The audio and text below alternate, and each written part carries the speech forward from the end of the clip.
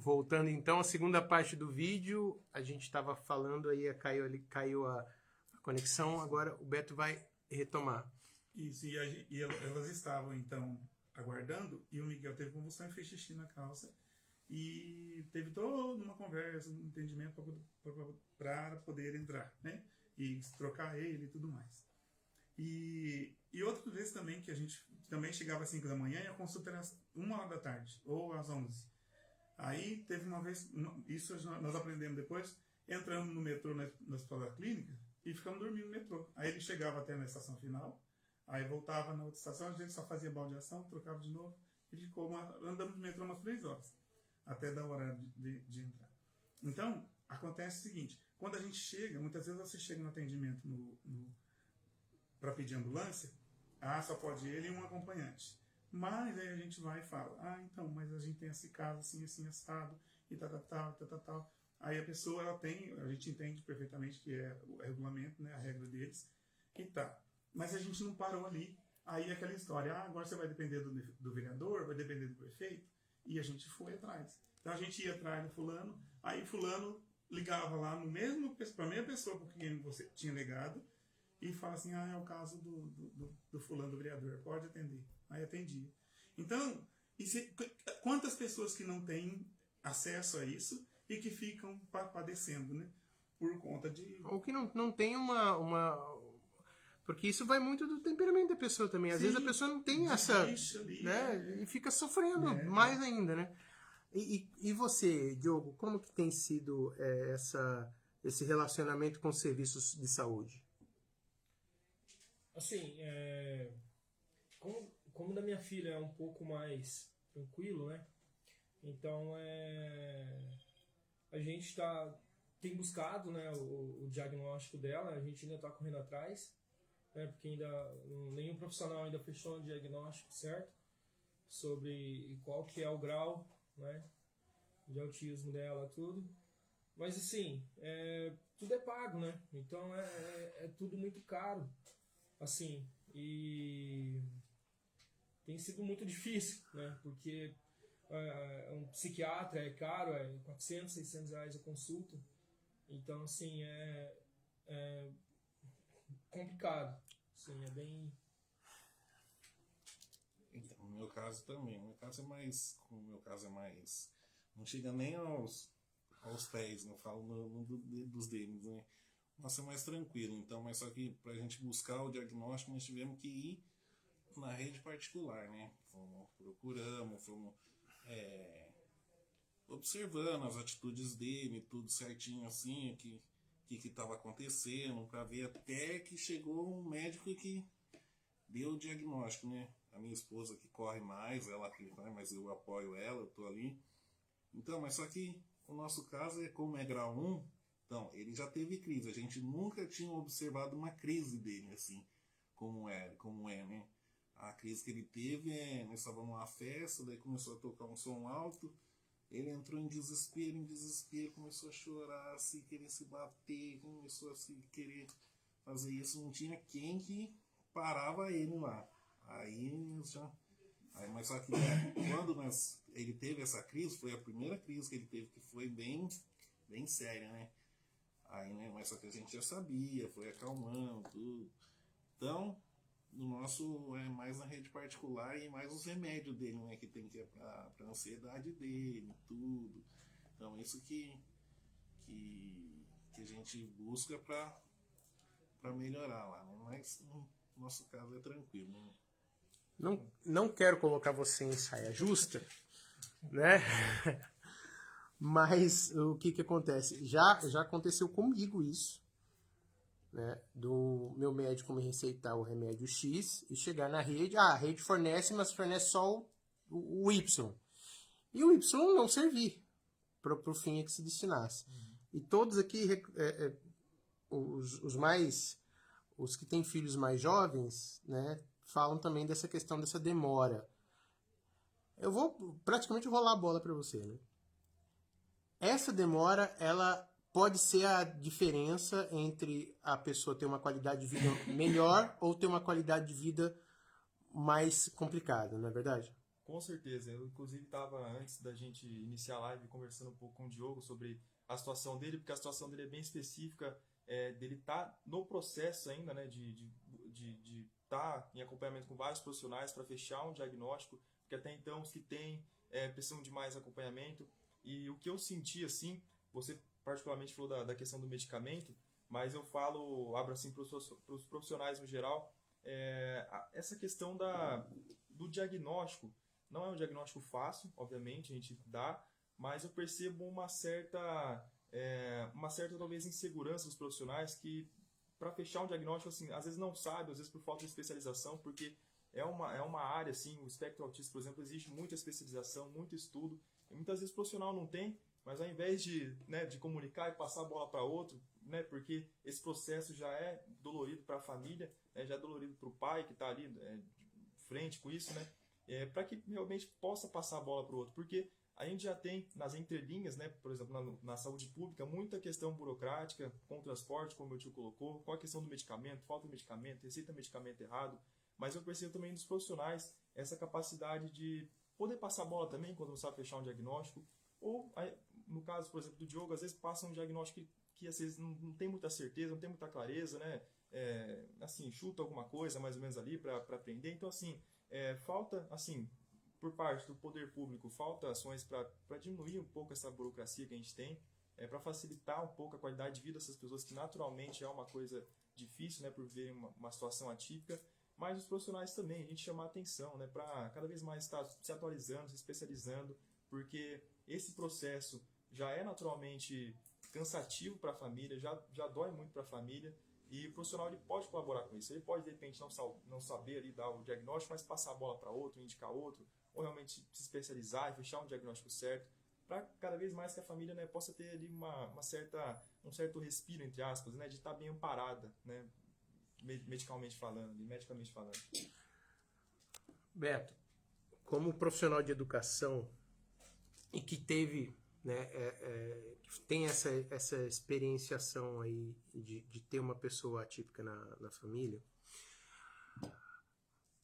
como que você vê na educação e na saúde também? Na saúde você pode falar como usuário, mas na educação como profissional. Tem se colocado luzes sobre essas questões psiquiátricas mais do que quando a gente começou, lá no comecinho dos anos 2000, para os dias de hoje? Sim, tem um movimento muito grande. A gente está muito aquém do que a gente precisa. Mas tem um movimento nessa direção de que as coisas, dessa conscientização, eu aprendi que conscientização é interno, então você não pode conscientizar ninguém, né? Salve aí, Larisa, a professora que nos ensinou sobre isso. Então, a informação, né? Tudo é questão de informação, a gente conseguir lidar com a informação e trazer para a população que essas pessoas não podem, não precisam ficar escondidas, né? Quando você vê alguma pessoa que está agindo diferente, ela não está agindo diferente porque ela está fazendo graça ou que seja uma birra no supermercado. Você não tem que tirar sarro ou brincar ou, sei lá, desfazer da situação, né? Como o Diogo bem falou, né? Eles sofrem muito. Aproximação, quantas vezes o Miguel se aproximou de pessoas, não só na escola, quanto na vida social também, que fugiam. E ele ia atrás, porque ele não está entendendo que a pessoa está fugindo, né? E a gente é que fica lá todo, aí a gente toma as dores, né? Isso quando não briga. Mas aí a gente toma as dores e tenta afastar, e todo esse constrangimento. Mas como eu disse, tem um movimento na educação muito grande. Eu dou aula no estado, como já disse, e eles chegam para nós, né, no 6º ano. Mas o município tem esse movimento também de olhar para essas necessidades. Ainda tem profissionais com a cabeça muito inadequada. Posso citar um caso não fui eu, mas foi minha esposa, e eu já presenciei algumas coisas também. Minha esposa foi aplicar a Prova Brasil em uma das escolas do município, e tem atendimento especial, né? A prova é aplicada separadamente. E essa profissional, e aí a professora ficou na sala junto, e o aluno, o estudante, não estava conseguindo desenvolver, e ela não podia fazer nada também. Sei que o comentário da professora foi esse estorvo, ou essa coisa. E ela foi falar logo perto de quem, né? Da Fabiana. Aí a Fabiana falou assim, é muito difícil mesmo, porque eu tenho uma coisa dessa em casa. Aí ficou aquele constrangimento todo, a professora ficou muda, né? Mas entendeu? O tratamento. Então, O clima ficou tão pesado que dava pra cortar com a faca, né? Então, esse tipo de constrangimento, essa fala, eu assumo, como eu disse, lá no meu primeiro diagnóstico, aliás, no meu primeiro medicamento, Gardenal, eu falava tanto dos alunos, às vezes, que tomavam Gardenal, porque era hábito, não tinha conhecimento. Então, não é à toa que a palavra de Deus, né, fala que o povo se perde meu povo se perde por falta de conhecimento. Então, quanto mais eu for conhecendo, menos eu estou dizendo. Chamar as pessoas de retardado. Quando algum aluno meu fala assim, você é um retardado, eu falo assim, não fala assim, porque retardado não faz o que esse daí está fazendo. Porque esse daí tem consciência, o retardado não tem. Entendeu? Aí eles ficam assim, mas logicamente que tem toda uma energia envolvida, né? Mas aí eles entendem que estão aprendendo e aí... É mais o tom do que... Então, e na saúde é o que a gente vivencia. Um dos medicamentos que ele toma, o canabidiol, nós chegamos a processar, né? Não a processar, mas intimar o secretário de saúde do estado de São Paulo. Sim. Porque se negava, quem acompanhou deve eu lembro que você precisou chegar lá no aeroporto de Guarulhos e pegar Me sentia como se estivesse buscando um antídoto lá como é que é o filme lá? Esses filmes lendários aí. Esqueci os vários, esqueci todos os nomes agora. O cara vai lá desbravar floresta para pegar um antídoto. Era isso foi como eu me senti. Secretaria de Saúde, uma vez negou, saiu a matéria no jornal, falando, eles não. Mas ele é bem atendido e eles não precisam, porque eles pagam o plano de saúde. Nossa. Ela não sabe o quanto que é custoso para eu pagar o plano de saúde. Eu pago o plano de saúde, mas eu deixo de comprar algumas coisas dentro de casa. Entendeu? Não é eu tenho dinheiro e vou pagar o plano de saúde. Enfim, tem história. Isso, porque o próprio plano de saúde também tem. A gente já está chegando ao final. Diogo, tá aberto aí para aquilo que você quiser falar, agradecer ou enfim. Quero agradecer o Sr. Beto por essa oportunidade, né? Tudo bem. Ei, Sr. Beto. Então, né, da gente poder estar falando um pouco da nossa vida e de como que é, né, ter uma criança atípica assim em casa, que não é fácil, né, para a família e também para a criança não é, principalmente na escola, convive com os amiguinhos ainda. Então é legal os pais estar passando também com os filhos em casa, conversando, né, para que tenha mais aceitação entre as crianças, né, para saber que todos são diferentes, né, todos têm suas personalidades e seus defeitos e qualidades também. Então é legal os pais, né, passarem isso para os filhos, para a criança sofrer menos na escola, né, porque eu acho que na escola é o lugar que mais pega. Também agradecer a rede de apoio, né, que a gente tem aqui, que as meninas estão fazendo, que a gente está acompanhando também, como que para nós também, como eu já digo de novo, que é uma coisa nova, né, com a gente não passa nem um terço do que muitos passam aí, né, mas a gente está na luta, vamos abraçando a causa e estamos aí, o que der vier. Beto. Também agradecer a presença de vocês. Seu Roberto, né? Seu Beto. Ele e meus alunos chamam seu Beto. Seu Beto. Vai lá, seu Beto. Agradecer que vocês tenham aceitado o convite. E eu acredito, pelo que eu estou vendo aqui, é a mesma vibe, né? Elas desinvestem e nós vamos atrás.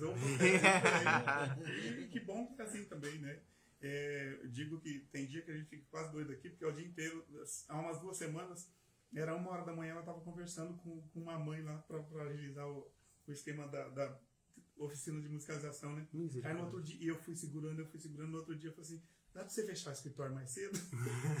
Porque elas ficam dentro desse movimento, mas enfim, agradecer mesmo a participação de todos, e quem quiser, né, estar junto com a gente, fica à vontade. É só procurar a gente, procurar as meninas também que fazem parte dos grupos. Agradecer ao Gabriel, né? é meu sobrinho, mas é tudo de bom na vida. Não é porque é meu sobrinho, né? Então, tá se destacando aí. Maravilha. Aceitou de prontidão o convite. Bom, quero agradecer também a oportunidade de estar aqui falando de um tema tão importante que precisa cada vez mais, né, jogar luz. Nós temos aqui homens que sabem a importância da família, que tem esse valor, que também é uma coisa que está muito banalizada na nossa sociedade. E é importante a gente ver também, a gente fala que o homem precisa muito dessa rede de apoio, precisa de ter alguém para conversar. A gente vê alguns famosos também, por exemplo, o Marcos Mion, né, que está na televisão falando, nosso saudoso Jô Soares, o Romário também, que está lá representando a gente na Câmara, né? Inclusive o gol mais bonito que ele fez não foi em 94, né? Foi quando ele ajudou num projeto de lei também, porque ele sabe que ele tem uma filha atípica também. Então, que cada vez mais a gente possa jogar luz a esse tema, conversar sobre, que esse não seja a primeira vez, mas que nós tenhamos outras vezes. E agradecer a oportunidade de estar aqui também, participando desse momento. Maravilha. E para você, a gente vai colocar aqui na descrição dessa matéria os contatos de todos esses meninos aqui e, enfim, qualquer dúvida, qualquer pergunta, pode entrar em contato com a gente. Alexandre Mancini, direto. Portal Flow News.